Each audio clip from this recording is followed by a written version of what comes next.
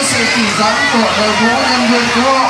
Đặc biệt khi vui chơi tại các khu vực cảm giác mạnh như mái trượt cao tốc 1 làn, 2 làn và 3 làn cùng với ống chua xoắn, thì quý khách phải tuân thủ theo những sự chỉ dẫn của đội ngũ nhân viên cứu hộ.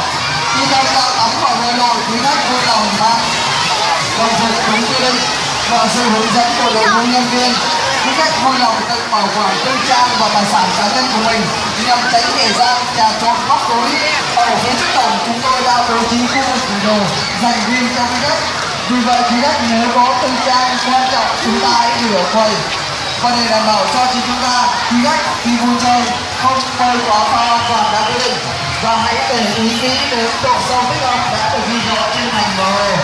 Và để đảm bảo an toàn cho các chị nhỏ, quý thầy hãy theo sát và để bắt đến các em.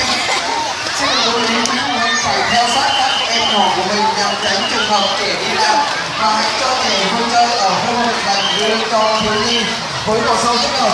Nếu trẻ vui chơi ở khu vực dành cho người lớn phải có phụ huynh đi kèm. Xin chúc quý khách có những phút chơi thật vui vẻ và thoải mái bên cạnh gia đình và người thân của mình. Hân hạnh buổi đón tiếp. Xin chân thành cảm ơn. Oh my god. Đứng một chỗ đây nè.